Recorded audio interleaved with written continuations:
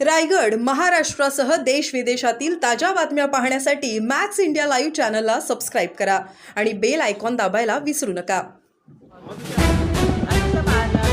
राज्यपाल जी से मिलने आए थे और जो भी आपकी मांगे हैं उनके सामने रखी है, तो इन मांगों में किन-किन मुद्दों का जिक्र किया गया है? ऐसा है कि मुस्लिम पर्सनल बोर्ड हमारा, हम उसकी लीडरशिप के पीछे हैं, हम उसको फॉलो करते हैं। मुस्लिम माइनॉरिटीज़ का जो भी मसला है पूरे भारतवर्ष में, जो भी मुस्लिम पर्सनल बोर्ड तय करता है उसको हम लोग उसको फॉलो करते हैं और उसी के तहत मैं इनके साथ में आ जाया था। और हम जो है इस बिल का पूरा शक्ति के साथ विरोध करते हैं। एक बत्ती गुल का काम हुआ अभी सारे महाराष्ट्र में नहीं, पूरे देश में मेमोरेंडम दिया जा रहा है। आगे की रणनीति जो भी मुस्लिम पर्सनल बोर्ड के वहाँ से बोलेंगे उसको हम लोग जारी करेंगे। सर, आज मुस्लिम पर्सनल बोर्ड की ओर से गवर्नर को मिलने में तो क्या कुछ आश्वासन जो है नहीं, आश्वासन इनका यही मिलता है कि हम आपके पूरे पैगाम को, आपकी पूरी बात को हम दिल्ली प्रेसिडेंट ऑफ इंडिया को भेज देंगे। वो प्राइम मिनिस्टर से क्या बात करते हैं वो करेंगे। सर, लेकिन देश में कितने ही जो है मुस्लिम संगठन ऐसे भी है जो वक्त के समर्थन में उतर रहे हैं, उन लोगों से क्या कहना चाहेंगे? वो लोग जो है ना वो घुटने टेक करके सरकार की चमचागिरी कर रहे हैं और हर ज़माने में हर कौम में ऐसे लोग पैदा हुए हैं जो सरकार के घुटने टाकते हैं, तलवे चाटते हैं ये लोग। लेकिन जो सच्चाई है, ये मुस्लिम पर्सनल बोर्ड सच्ची ये लड़ाई लड़ रहा है और जो मुसलमानों की प्रॉपर्टी है ये सरकार की प्रॉपर्टी नहीं है। ये लोगों ने अपनी प्रॉपर्टीज़ को मुस्लिम कॉज के लिए, कब्रिस्तान के लिए, मस्जिदों के लिए, यतीम खानों के लिए ये वक्फ किया हुआ है। इसमें सरकार का इंटरफेरेंस बिल्कुल बर्दाश्त नहीं किया जाएगा। ये जो भी सही लोग हैं वो इसका अपोज कर रहे हैं। सर, 5 को सुनवाई है सुप्रीम कोर्ट में, पूरी उम्मीद है। देखिए, ना उम्मीद कुफ्र है, पूरी उम्मीद है कुछ न कुछ होना चाहिए। अगर इसमें कुछ इंटरफेरेंस नहीं हुआ, कुछ ऐसा नहीं हुआ तो मुझे लगता है कि ज़रूर अच्छा कोई फैसला आएगा। Thank you sir. सरकार तैयारी कर रही है, गंगा का हेलीकॉप्टर उतर रहे हैं, एयरफोर्स तैयारी कर रही है, लग रहा है कि अब वक्त आ गया है। नहीं, बिल्कुल। अब सरकार ने तो कहा था कि जब नोटबंदी हो जाएगी और आर्टिकल 370 ख़त्म हो जाएगा तो फिर आतंकवाद का ख़त्म हो जाएगा। किधर ख़त्म हुआ?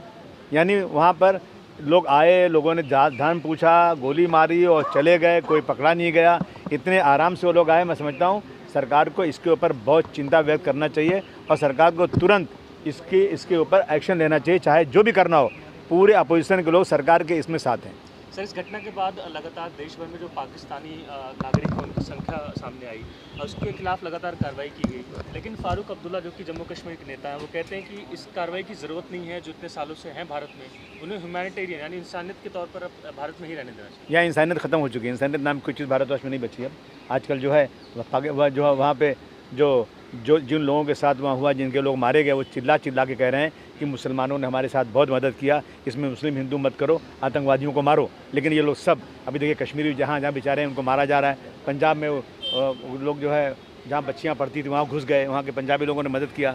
आज जो है पूरे देश में कश्मीरियों को मारा जा रहा है, भगाया जा रहा है, गाली दी जा रही है, मुसलमानों की दुकानें तोड़ी जा रही हैं। हम समझते हैं कि अगरचे हमें मिलजुल करके लड़ाई करना है तो ये वक्त ऐसा नहीं है। ये वक्त में सबको एक साथ लेना चाहिए।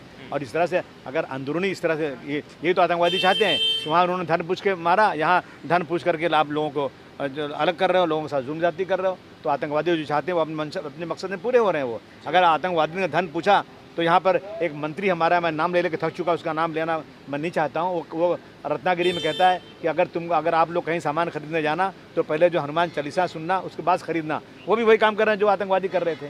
तो मैं समझता हूँ कि इस वक्त प्राइम मिनिस्टर को एक बहुत हार्ड मैसेज देना चाहिए कि तुम इंटरनल जो लोग हैं उनके साथ सबको इकट्ठा मिला कर रहो और जो करना हम सब मिल के आतंकवाद का मुकाबला करें। सर, किंतु हिंदू युवकों द्वारा जब सांता क्रूज में पाकिस्तान के झंडे जलाए जा रहे थे, तब जो है कुछ जिहादियों द्वारा उन पर हमला किया गया। सर, तब सुनिए, पाकिस्तान और बांग्लादेश के झंडे जलाओ, पीटो, काटो, पेशाब करो, कुछ भी करो, लेकिन फ़लस्तीन का झंडा क्यों जला रहे हो?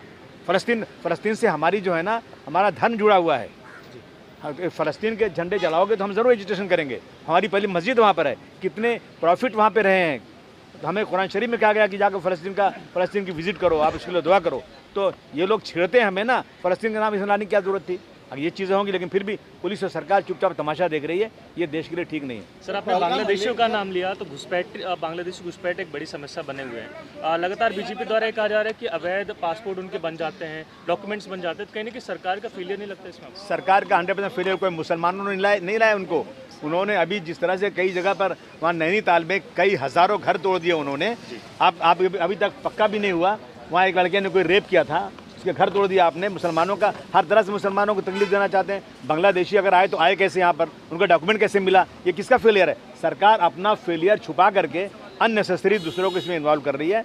ये सरकार का फेलियर है। बांग्लादेशी अगर यहाँ आते हैं तो सरकार की जिम्मेदारी है कि उनको रोके और जो अफसर जिनकी ड्यूटी में आए उनको सस्पेंड करे। सर इन दिनों सोशल मीडिया पर बड़ा चर्चा एक सेना नेता संजय राउत अमित शाह का इस्तीफा मांग चुके हैं, कह रहे हैं कि फेलियर गृह मंत्री है। क्या आप इस बात से सहमत हैं? बिल्कुल, मैं भी बिल्कुल सहमत हूँ। मैं अगर फेलियर क्यों नहीं कहूँ, एक दिन पहले वहाँ पर तो बहुत सिक्योरिटी थी, दूसरे दिन कोई सिक्योरिटी नहीं थी। ये गर्मी का सीज़न है, लोग छुट्टियाँ मनाने जा रहे हैं वहाँ पर, और वहाँ पर सिक्योरिटी नहीं, सिक्योरिटी वो आए आराम से घूमते हुए मार के चले गए।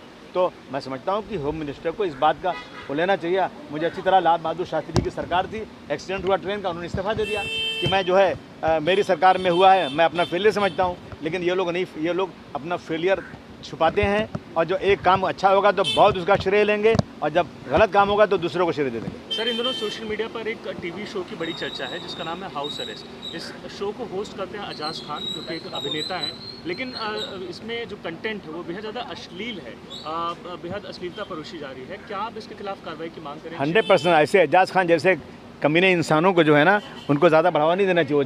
वो नशे में रहता है, जो रहता है उसका शो चल रहा है। मैं समझता हूँ सरकार को तुरंत ऐसे लोगों के खिलाफ कार्रवाई करना है, उसको फिर जेल भेज देना चाहिए। भेट घेतली आपण काय प्रमुख मैं हूं ना यार, कारण काय? नहीं मैं यही ठीक हूँ। देखिए, मैं all India Muslim personal board की जो वक्फ बचाओ कमेटी है उसके महाराष्ट्र का कन्वीनर हूँ। मौलाना महमूद दरियाबादी नाम है मेरा। यहाँ पर हम लोग पूरे इंडिया में all India Muslim personal board जो वक्फ का कानून बना है उसका विरोध कर रहे हैं, और हर सतह पर करेंगे, आखिर तक करेंगे जब तक कि कानून वापस नहीं होता।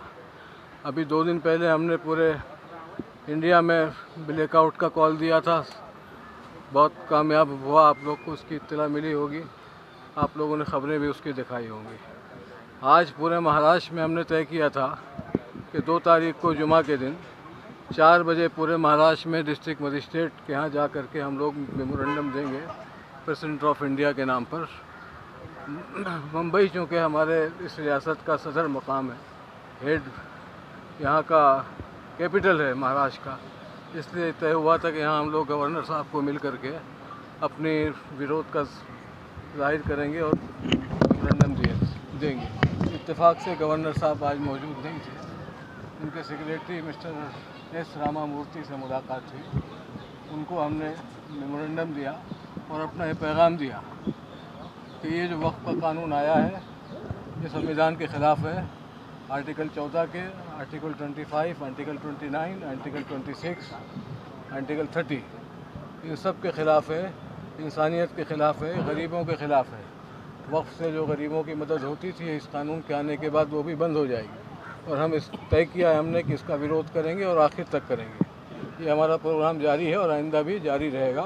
हम आपके माध्यम से ये अपील करते हैं कि आप लोग हमारे इस पैगाम को ज़्यादा से ज़्यादा आम करें।